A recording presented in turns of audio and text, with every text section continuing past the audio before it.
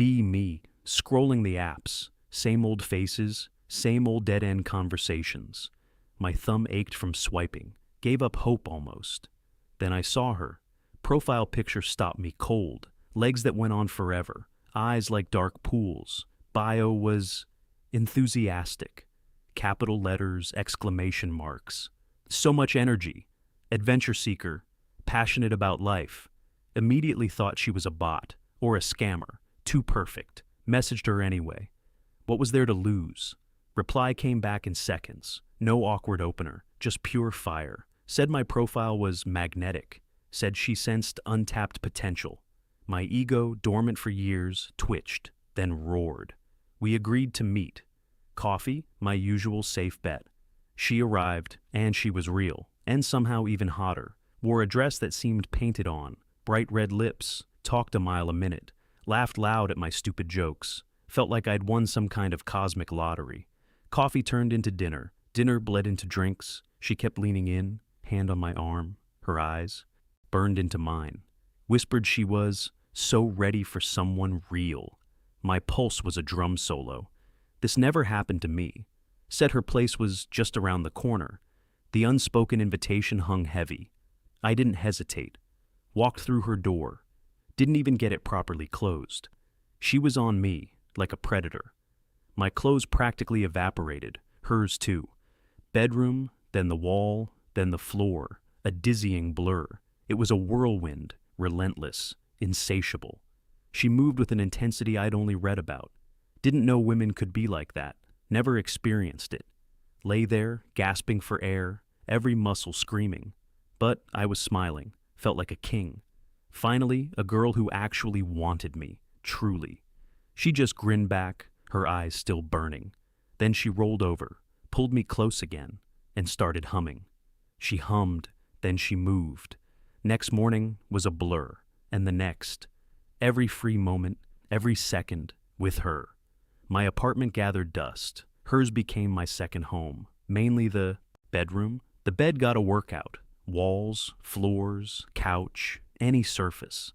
Sometimes we made it out, to dinner, to a movie. But it always ended the same. Quick escape. Public restrooms became familiar territory. Car back seats, dark alleys, park benches after dark. Adrenaline was my new blood. Pure exhilaration. My friends would call. "Dude, where are you?" "Busy," I'd grunt, grinning. "Really busy." They started asking about my new girlfriend. "Oh, she's very energetic," I'd say, casually, subtle boasting, puffing out my chest. Finally, a girl who couldn't get enough of me. Felt like I'd won life, won love, won sex. My ego was soaring, untouchable. But a new feeling started to creep in. A low-grade hum, behind my eyes, in my muscles. Exhaustion, like a distant rumble, ignored it, pushed it down. This was passion. This was real. This was what I wanted, needed to keep up, match her energy, powered through, on coffee, on fumes, on pure, unadulterated ego. Couldn't let the fire die, couldn't let her down. She was a force, a constant, beautiful, demanding storm, and I was caught in it. Happy to be, mostly, just a little bit tired, all the time now. Every morning, the thought hit me. Another day, another night. How much more could I take? Woke up again, heavy limbs, head swimming, felt like concrete. Every morning, the same dread. Didn't feel rested, felt plundered, like I'd fought a war. Lost every night, tried to stall. Just 5 more minutes, babe. Pull her closer for a platonic hug. She'd hum, roll her eyes playfully. Lazy boy. Then she'd move, quick as a flash. On top of me, that look in her eyes. My breath caught. How about we just watch a movie tonight? I'd try, later, when she was already on me. Or maybe just cuddle, pathetic whispers. She'd just laugh, a low, throaty sound, shake her head, her hands already exploring, my resolve, felt it melting, like butter in a hot pan. Seconds, gone, every time, every single time. No escape, no, just surrender, again. The sun was up. Alarm clock screamed. I'd missed it. Again. Work. Oh God, work. Alarm clock screamed. I'd missed it. Again, work. Oh God, work. Slammed coffee, rushed outdoor, late, again. My desk chair. Felt like a torture device.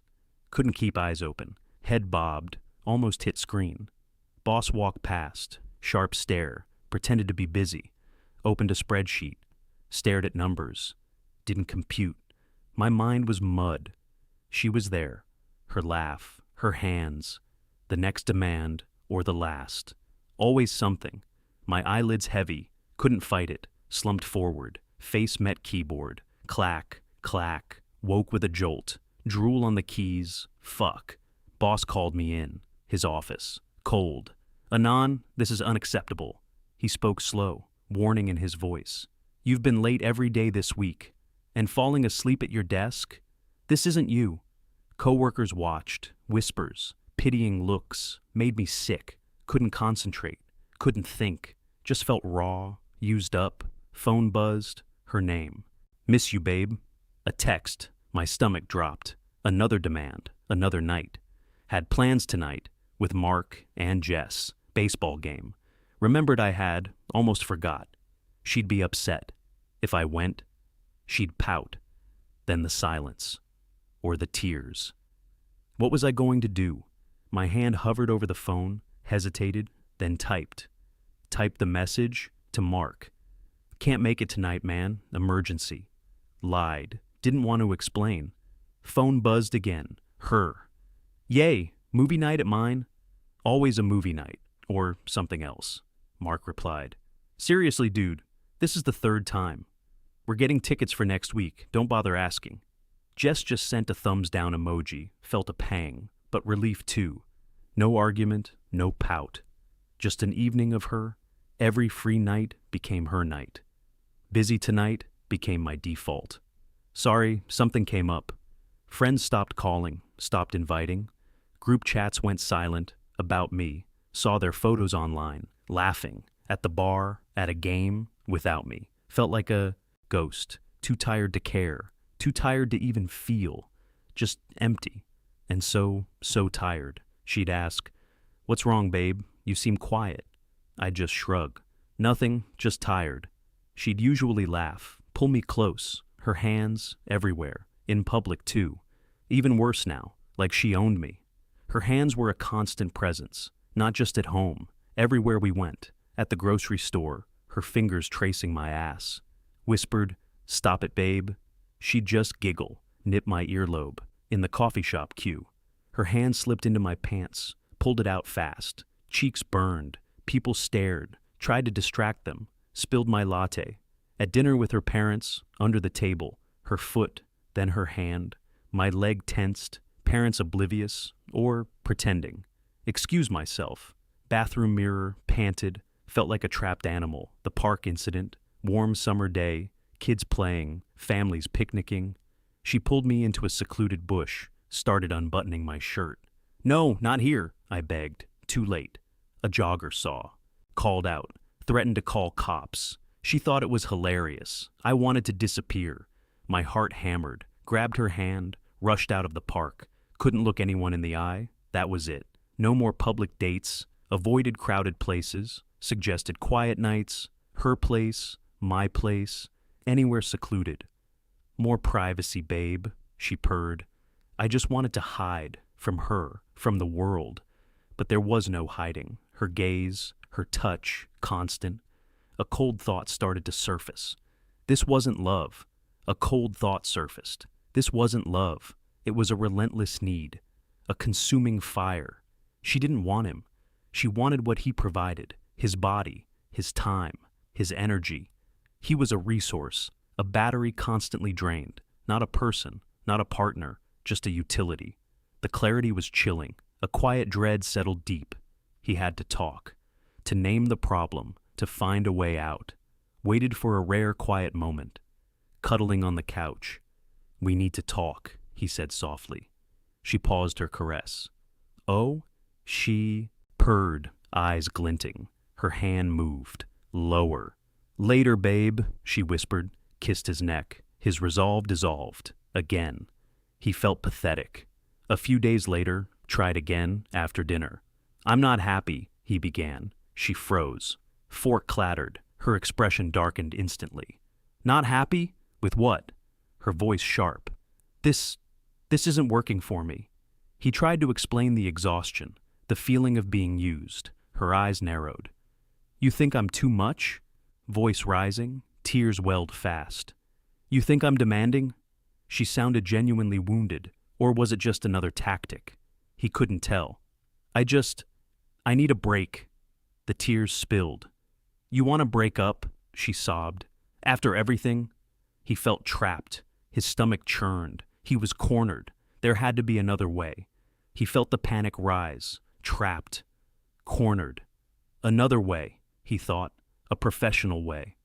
Counseling, he mumbled. Couples therapy. She stopped her fake sobs, looked at him, a blank stare, then a cruel, mocking laugh. Therapy? For us?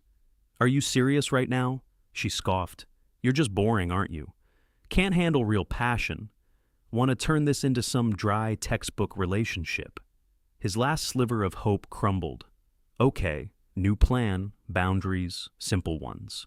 Tried saying no. One night, she started her routine. He gently pushed her hand away. Tonight, just sleep. Please. Her eyes narrowed. A look of pure venom rolled over, turned her back. Silent treatment began. Hours of cold, heavy silence. Worse than any argument. Tried again a few days later. Can't tonight. Exhausted. Her lip quivered immediately. Tears welled fast. You don't want me anymore. You hate me now, don't you? His resolve dissolved again. Felt like a monster. Desperation grew. Thought about faking it. A sprained ankle. A sudden illness. Anything to buy time. A dark thought struck him. She'd see it as a chance. Oh, my poor darling. Let me nurse you back to health. Meaning, more care, more. Touching, more demands. Even injured, he wouldn't be safe. No escape route. His mind raced. He was losing himself. Each breath felt heavy. A growing pressure in his chest. He couldn't go on like this. He couldn't. Woke up gasping, heart hammered against his ribs. Room spun violently. Couldn't catch his breath. A cold dread gripped him. This wasn't just exhaustion anymore. This was a full-blown panic attack. He was drowning on dry land. Body convulsed. Vision tunneled. He stared at his reflection in the dark window. Hollow eyes stared back. Gaunt face. Lost 20 pounds. His job was a joke. His friends were gone. His life was a disaster. His mind was crumbling. He was losing everything. His sanity was next. He couldn't live like this. Not one more second. He pushed himself out of bed. Fingers fumbled for his phone. His whole body trembled. He found her number, dialed it. She answered on the second ring, voice bright and cheerful. Hey baby, missing me already? He felt a wave of nausea. His heart still raced. He couldn't form sentences, just needed to end it. It's over, he croaked. What? She sounded annoyed. What are you talking about? I can't do this anymore, he managed. I'm breaking up with you. A stunned silence, then a high-pitched shriek. You can't! You wouldn't! You love me! He didn't respond, just hung up. His hand was shaking so hard he almost dropped the phone. He stared at the device. Fear, but also a strange, quiet flicker. Relief. He found the power button, held it down until the screen went black. Then he threw it across the room. It landed silently on the thick carpet. He closed his eyes, felt the silence descend. For the first time in months. No demands, no noise, just an overwhelming emptiness. He needed to disappear. From everything. He fell back onto the bed. Silence. Deep, dreamless sleep. He slept for what felt like forever. Sunlight eventually cut through the blinds. Woke up. Head felt heavy, but strangely clear. Looked at the clock. 2 full days gone. Body still weak. Mind felt empty, but light. A void, but peaceful. Needed to disappear. Stayed off the grid for a week. Then, the phone. Hundreds of notifications, voicemails from his boss, texts from worried friends, a dozen blocked numbers, all hers. Deleted them all, called his boss. Family emergency. Needed to disconnect. Stress-induced breakdown. Boss sounded dubious. Got his job back, probation.